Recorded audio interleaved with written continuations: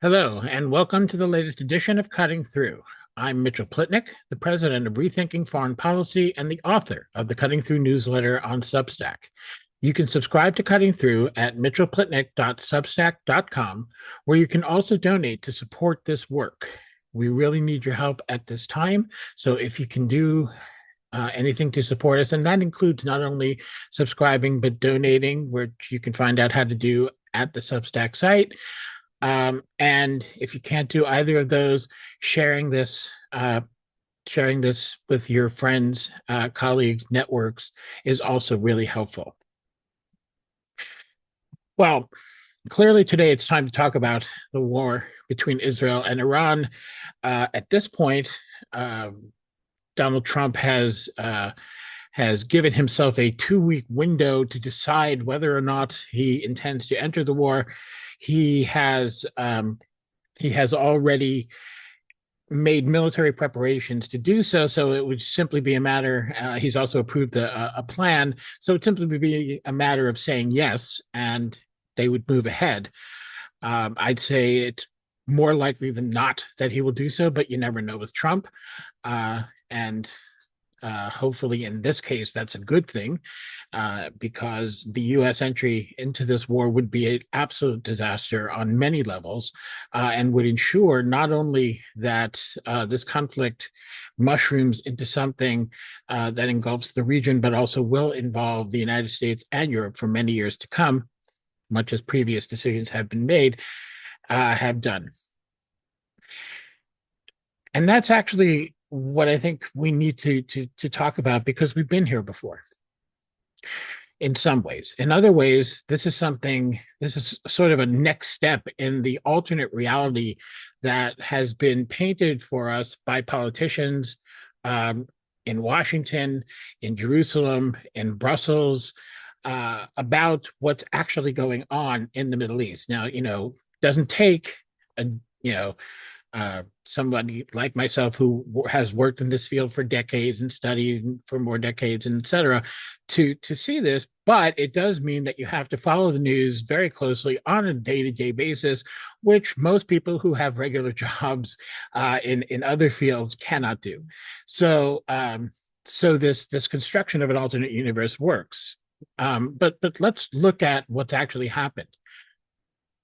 A country which has an undeclared secret nuclear arsenal, even though it's well known, does not submit that arsenal or any of its nuclear research to inspections by the International Atomic Energy Agency, has not signed on to the Nuclear Non-Proliferation Treaty. That country attacks another country without provocation, without an imminent threat. That country that is attacked has no nuclear weapons, is a signatory to the Non-Proliferation Treaty, was abiding by an agreement for extra intrusive inspections until the other side quit the deal for no reason.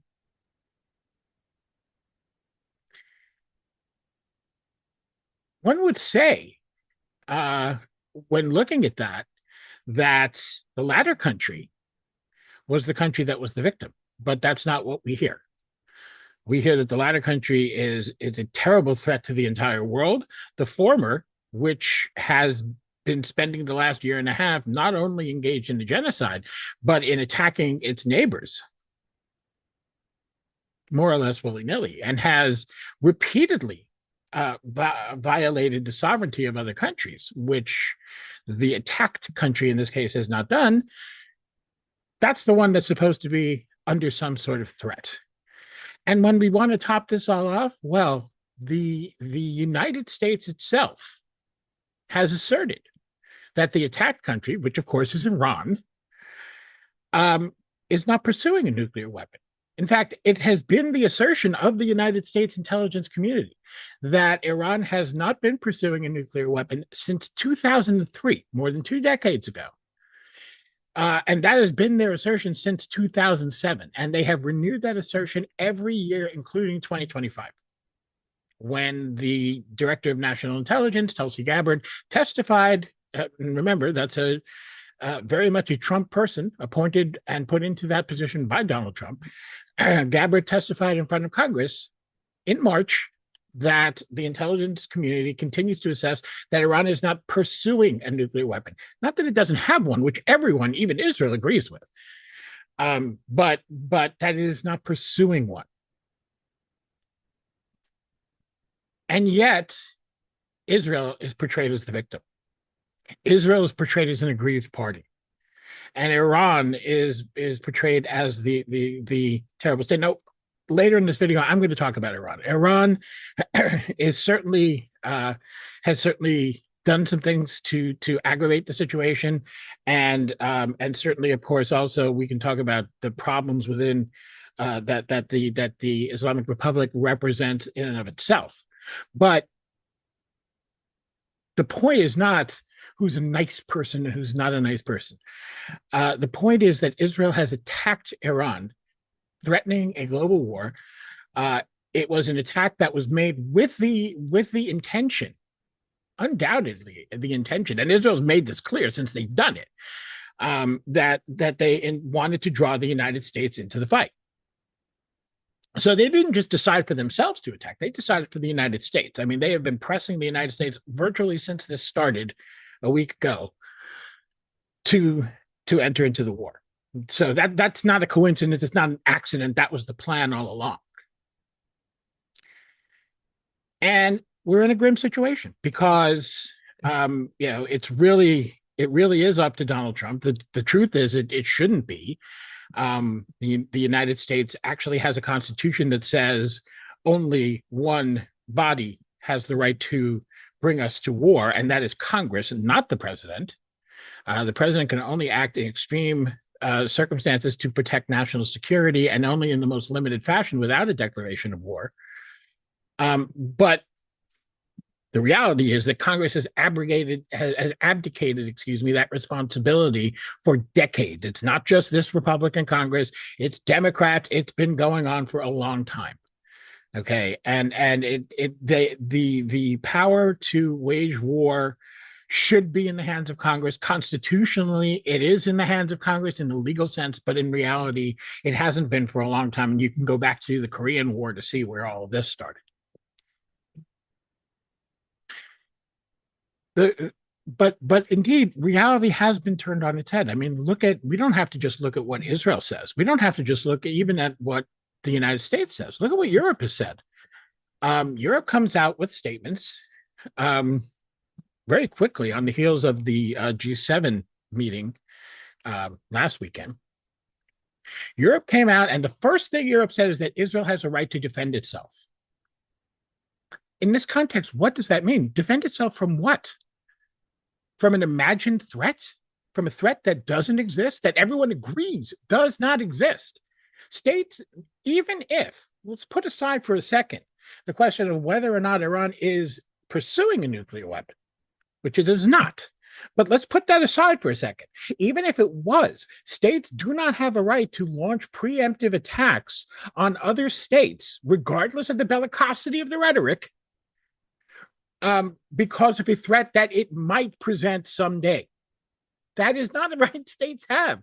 This is fundamental international law. This is basic law as enshrined in the United Nations Charter, basic to everything that we hold dear, that we cling to in the hopes of an international system that can actually function.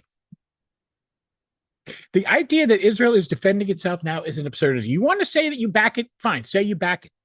But acknowledge what you're backing. You're backing something wholly and fundamentally illegal as anything can possibly be, and as fundamentally illegal as anything can possibly be in international law. This is not self-defense. There is no way to stretch to honestly stretch the definition of self-defense to include this. Can't do it. Can't do it. You cannot stretch self-defense to mean defending yourself against a threat that might someday exist. That is not self-defense. That is aggression. There really is no other way around that.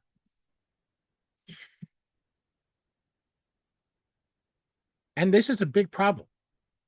because we are already living in a world where, because of what we have, what the internet, and it's not just the United States, what the international community has permitted Israel to do for years now, many years, um, completely shatters the concept of international law, especially those that restrain nation states from attacking other states in wars of aggression.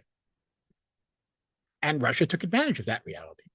Because the truth of the matter is, Europe can get on its high horse all at once, and we can get on our high horse. And I can sit here and tell you that Russia's invasion of Ukraine was completely illegal, and it was. But how do you realistically enforce it against Russia if you will not enforce it against Israel? Can't. You can't do it. Laws don't work that way. People don't support laws working that way. It does not work. What we have established is a continuation of what most of human history has been, which is the law of might makes right. The problem is that we would all like to move past that. We would like to move past that into a system where the rule of law matters and where the rule of law is a guiding force. And if you deviate from that rule, there are consequences. And if you don't like the rule, then you work to change it in a cooperative way. All of those things can happen. International law is far from perfect. I've been saying that for many years. There's a lot in there that needs to be addressed from a lot of different directions. This ain't something that's wrong with it, though. The idea that wars of aggression are bad is not wrong. And I can't imagine who thinks that that is wrong, that wars of aggression should not be permitted. But let's bring ourselves back to the point that Iran has not been pursuing a nuclear weapon. And let's be very clear about this. There are components to a nuclear weapon. Iran has the missile technology, but there's more to building a nuclear warhead and mounting it on a ballistic missile than simply having the two parts and slapping them together. There are other technical components that, according to experts on nuclear proliferation, Iran has not yet acquired. It can acquire them. Lots of countries, by the way, can acquire such things. Lots of countries have scientists and have the technical know-how to be able to do these things. Given that was the case, Iran pragmatically, not because they thought it was fair, because they certainly did not, but Iran agreed in 2015 to by far the most intrusive inspection regime ever. No other country allowed the International Atomic Energy Agency, the IAEA, access to not only nuclear sites but military sites to ensure that there was no weapons program. And from the time that deal was made until the time Donald Trump unilaterally broke it for only one reason, and that reason is because it was Barack Obama's signature foreign policy accomplishment. People want to talk about Netanyahu pushed him into it, this one. That wasn't why. The reason was far more petty and far more contemptible. He would not allow a major accomplishment, and it was one of the few things in American foreign policy that has ever come up, or at least certainly in recent years, that was really good policy. It wasn't great policy. And we did not execute it properly. We did not fulfill our end of the bargain even before Obama was out of office, because part of it was supposed to be to encourage investment in Iran, something we never did. In fact, we did the opposite. We discouraged it. But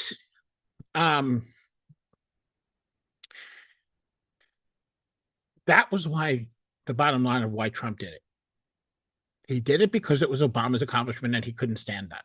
He would not allow that to be. And we've seen in his second term that what he really wanted was to negotiate his own deal, the so-called better deal.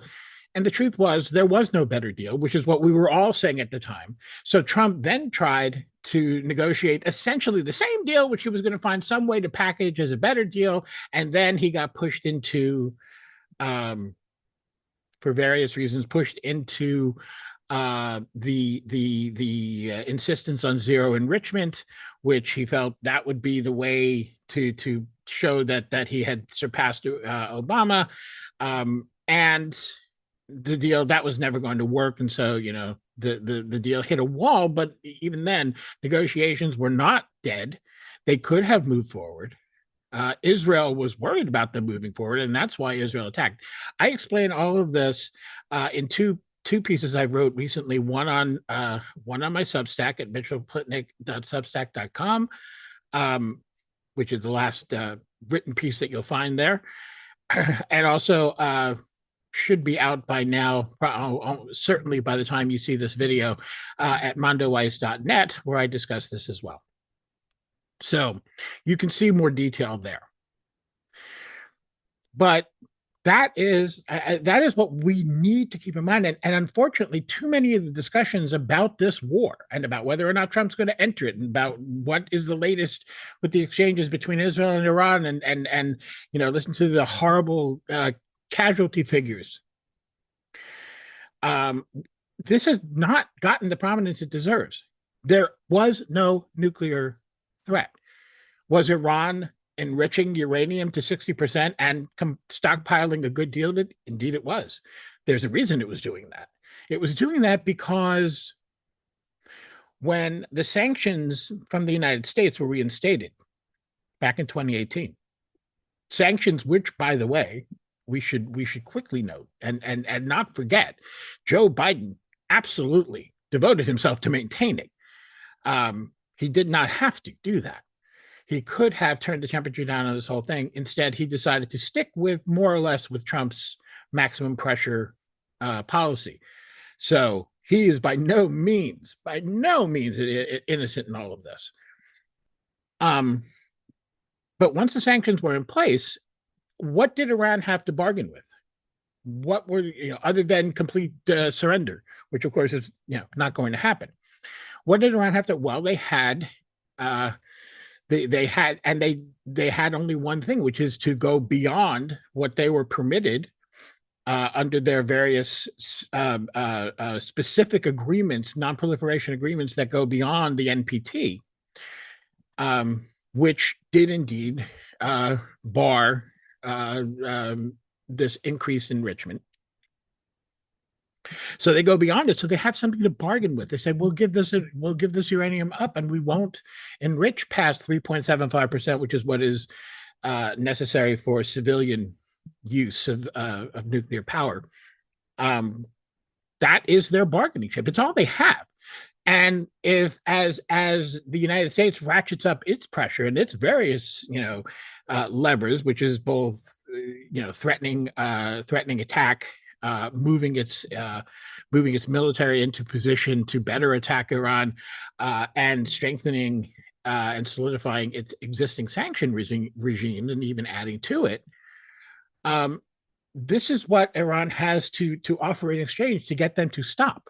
That's why that exists, because when the Iran nuclear deal was in place, they weren't doing this because they didn't have any reason to. So, that is not an indication that Iran is interested in a nuclear weapon. And yet, and believe me, they know this in Washington, they know this in Brussels, and yet they keep talking about what a threat Iran is. There are things that have happened in the exchange of fire as well that we need to look at. We don't hear great reports out of Iran about what exactly Israel has been hitting. We do know from reports that have come in that the overwhelming majority of deaths and injuries have been civilian, that Israel has bombed indiscriminately, in addition to certain targeted attacks. But some of those targeted attacks against military leaders and scientists, which is another major breach of international law. How would you like to get killed just for doing your job? In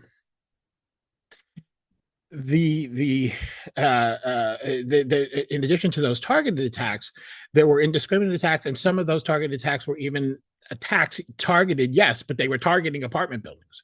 we're talking, this is a familiar thing that Israel does, is did it routinely in Gaza. It still does it in the West Bank, doing it in Iran. The overwhelming majority of people who have been killed by Israel and have been injured by Israel have been civilians. So that is problematic. A report earlier this week said that Iran had hit a hospital in Israel. My understanding is that fortunately nobody was hurt. It did cause people to have to evacuate and rush around, and certainly that was, not a good thing to have to endure.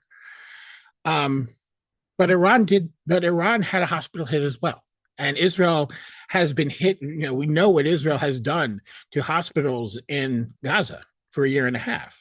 So this getting up on the high horse about, oh my God, Iran has hit a hospital is extremely hypocritical. It is not okay for either side to do this, but the door was opened by Israel, and the United States and Europe tolerated it. Once you say that, it has been a thing in modern warfare, that hospitals are things that places that you really avoided. Occasionally, when there's exchanges of fire,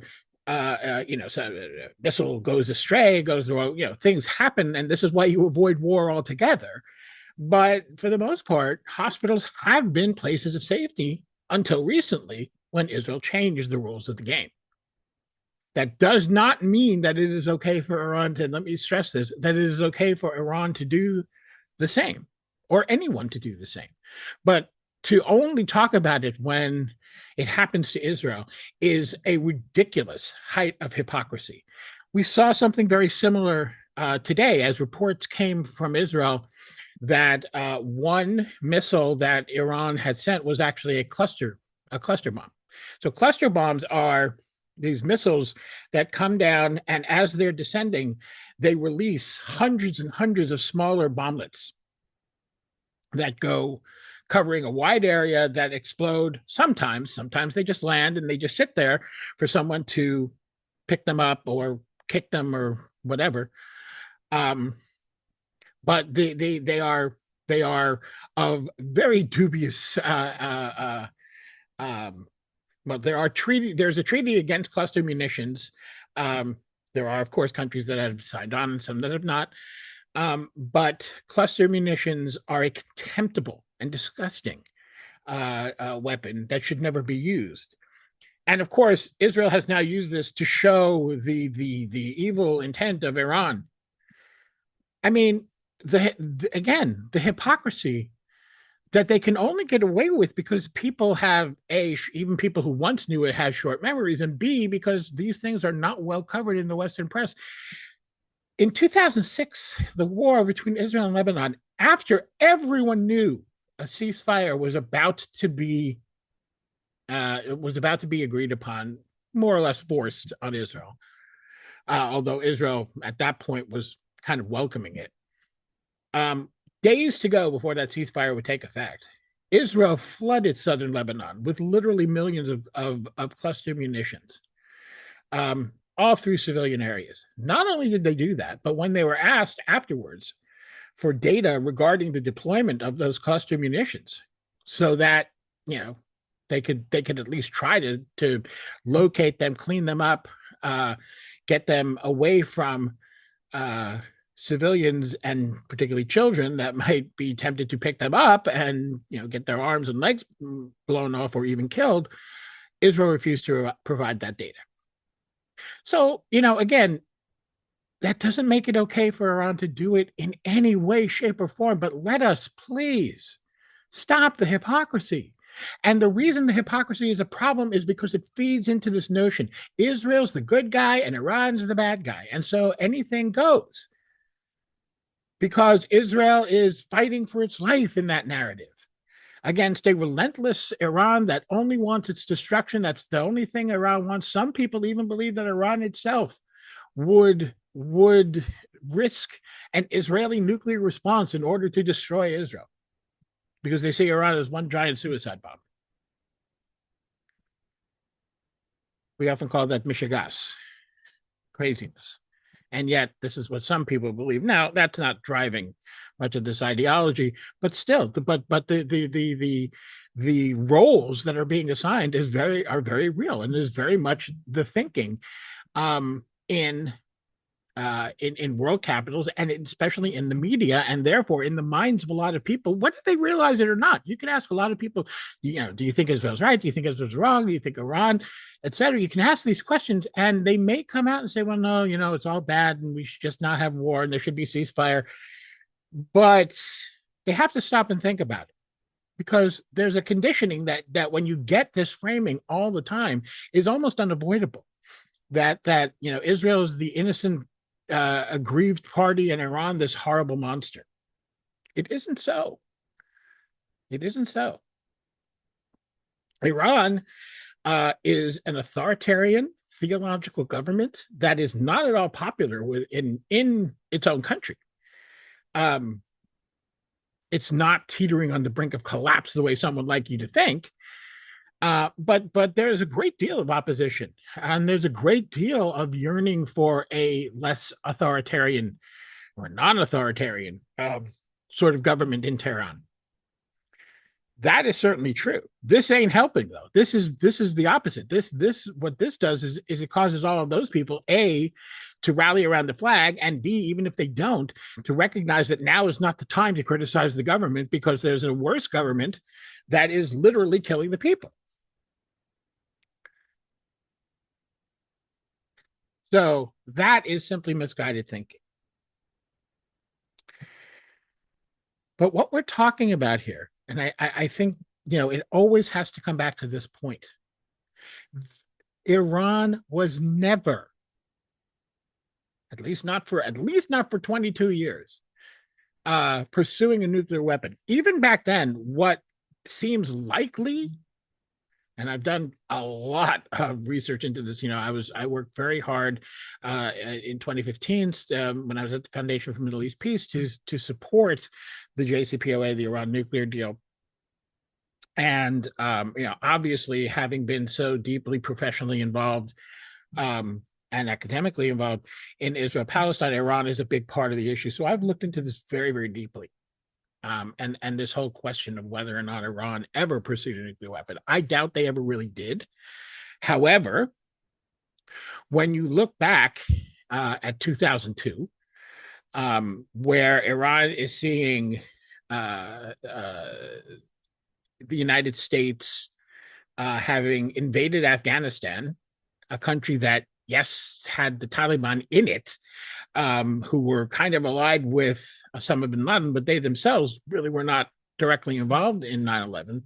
And certainly you can't justify an invasion of Afghanistan on that basis. And by that time, we're already plotting to overthrow and invade Iraq and overthrow Saddam Hussein. They're looking at that and saying, George Bush puts up an axis of evil, right? And it's Iraq, and it's Iran, and it's North Korea.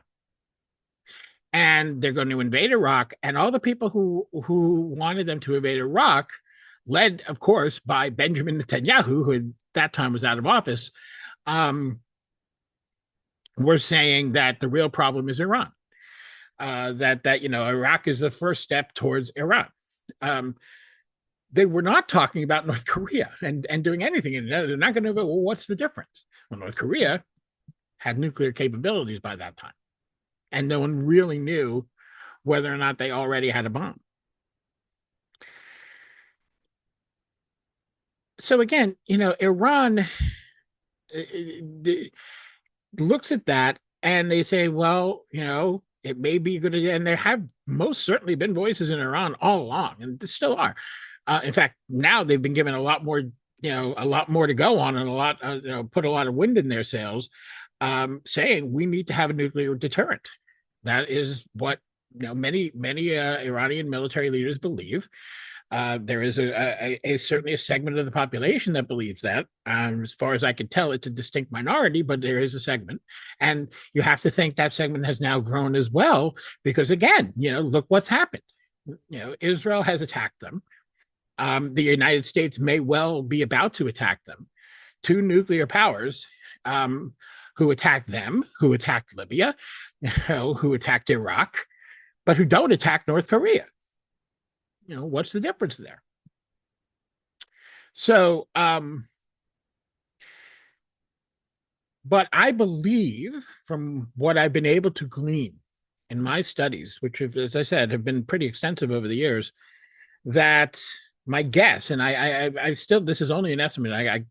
I'm not saying this is fact, but I think that Iran was looking at the beginning of the century towards developing nuclear breakout capability. I think they wanted to get to the point where they could, in a matter of weeks, assemble a nuclear weapon if they really needed to, because Israel and the United States were going to attack them. Remember, this is the age of George Bush's neoconservative adventurism. It was certainly not outside the realm of possibility that they would face real danger. I think that if they were doing anything, that's what they were doing. They may have not even been doing that. They may have simply been doing research that, for whatever reason, they decided they were going to keep hidden from the IAEA, which they should not have done. That is a problem. That is a breach of their agreement. There's no question about that. That is true. Not a cause for war, but it's true.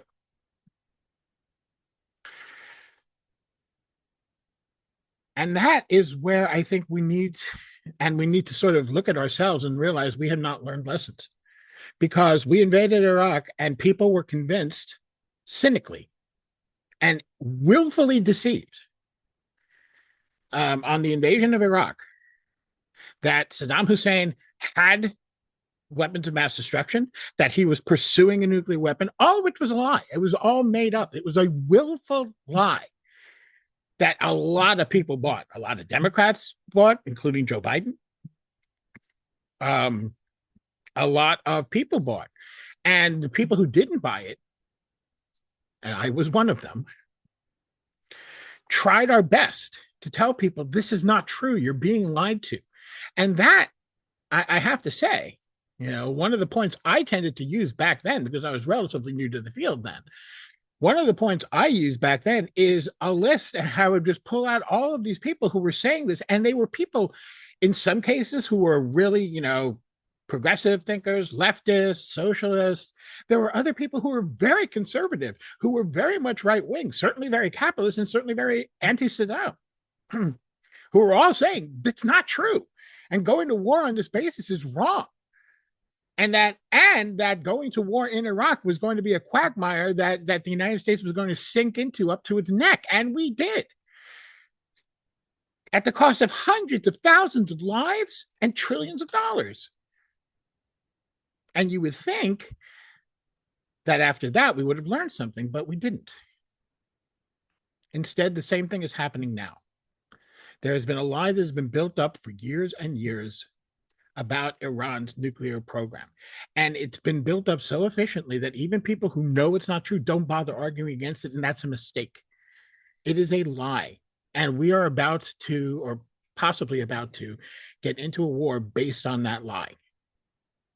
We can't allow it to happen, and we should by now know better. We've seen what happens, and let me tell you, okay, if the United States does attack, it's not going to be this simple, we're just going to go and bomb Fordo, and then we'll hit it with one cluster bomb or a couple if that's what's necessary, and we'll take it out and then let Israel do. It's not going to work that way. Okay, if the United States attacks, there's going to be reverberations around the region. Iran does still have allies. They are small militias. They can't actually threaten the United States or Israel, but they can do a lot of damage, as we've seen other groups do. And that requires American military responses, because they will attack American bases and American locations and quite possibly American civilians. And then the United States will be responding. And where will we be responding? Well, we'll be responding possibly in Iran, but certainly in Iraq, in Syria, in the surrounding areas. And it's another long-term Middle East slog for us. So it's not going to be a simple thing. And we will look back and say, yeah, we got suckered again. It isn't necessary. There are people who recognize, and incredibly, some of those people are on the far right at this point. And that's a shame. It really is, because we have progressives in Congress, yes, who do see what's coming and are, introducing, as Ro Khanna in the House and Tim Kaine in the Senate, are introducing bills to take back the power to declare war. It's doubtful in my mind that those bills will succeed. Certainly, I can't see it getting a veto-proof majority in the Senate, which is what it would require. But incredibly, our allies are people like Steve Bannon, Tucker Carlson, and Marjorie Taylor Greene. And our allies should be Chuck Schumer, Hakeem Jeffries, Nancy Pelosi, but they're not. These people are sitting back. They're really not saying much of anything. When they are, it's idiots like Schumer waving a flag for war, just as he did 10 years ago when he opposed Barack Obama's deal with Iran. So it's an uphill climb, but the way to win this debate is by reminding people time and again and at every opportunity that this is a lie. Iran was not pursuing a nuclear weapon. Israel attacked Iran for the sake of regime change. That was and is the goal.